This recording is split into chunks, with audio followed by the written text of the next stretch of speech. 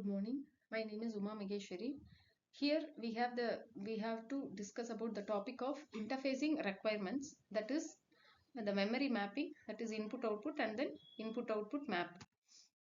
Here we'll be having a two transmission modes, like one is called as synchronous mode and another one is called as a asynchronous mode. In this synchronous mode, usually the synchronous mode usually occurs when peripherals are located within the same computer, such as CPU. This is closely approximately allows all the state bits it changes at the same time of the on the common block. And in the asynchronous mode of transmission, the source unit and it is being transmitted to the destination unit through the data bus and then strobe. Here it do not require that the source and destination use the same system clock. That is, the synchronous transmission is nothing but the data flow, that is the transmission data, has a continuous system which is being often in the blocks or frames. The synchronization, that is, it is being used as a common clock signals between the sender and the receiver to ensure that they are in a synchronous mode. That is, the speed which is being generally which is faster than the asynchronous mode. So for faster transaction we'll be only preferring for the synchronous transaction mode, and it also requires start and then stop bits. Here in this case of start and stop bit, which we can also say for example, if new bit you are just a new byte of transmission which you are just sending means the stop bit says that it has been a new one and you are ready to receive, like that the receiver bits understands which the transmission bit sends.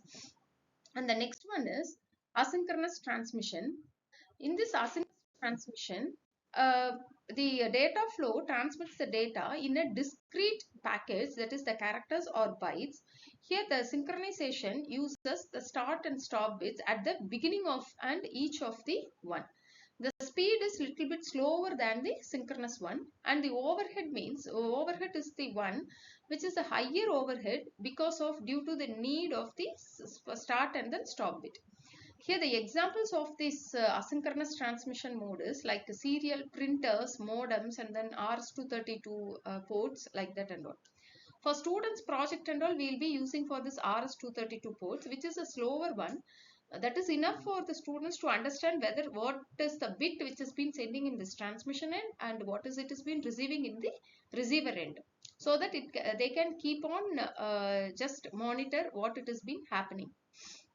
In the case of memory and then interfacing, the interface is the path between the transmission end and the receiving end, the communication between two components, we can say. Like the interface is two types, memory interfacing and then input output interfacing. The memory interfacing is nothing but the memory interfacing when we are just executing any of the instruction, we need the microprocessor to access the memory for reading the microprocessor, which is also requires the data stored in the memory. For this both, the interfacing process includes some key factors to match with the memory requirements and the microprocessor signals. Say for example, the interface circuits, therefore it should be designed in such a way that it matches the memory signal requirements and the signal in the microprocessor.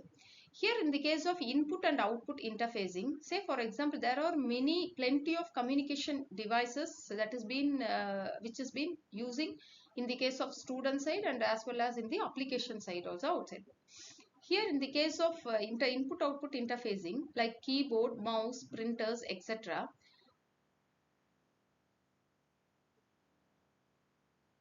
Keyboard, mouse, etc. So in the case it considered them any of the other memory location, they are assigned as a 16-bit address. Here say for example, if this is a keyboard and this is a printer, from this microcontroller or a microprocessor, if we are just directly gives to the keyboard, it will not work, because in between you need an interfacing unit. Say for example, in the case of stepper motors and all, you need ULN 2003 IC is needed for for that is an interfacing unit between your 8051 microcontroller and to the stepper motor. So likewise, each and every components in the likewise it is a one of the components which is used for memory and then interfacing unit. The next one is the memory and then input output unit in the microprocessor.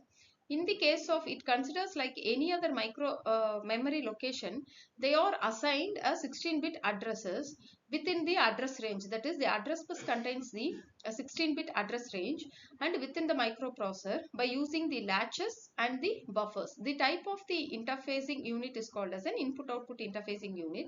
In the case of memory mapped input output unit, it has been assigned as a 16-bit address bus, and then data bus it is a 8-bit data bus, and the control bus is the one which is used to control the thing, and the memory and then input output device which goes to the from address bus, and the data bus the control bus which goes to the memory and also to the input output devices.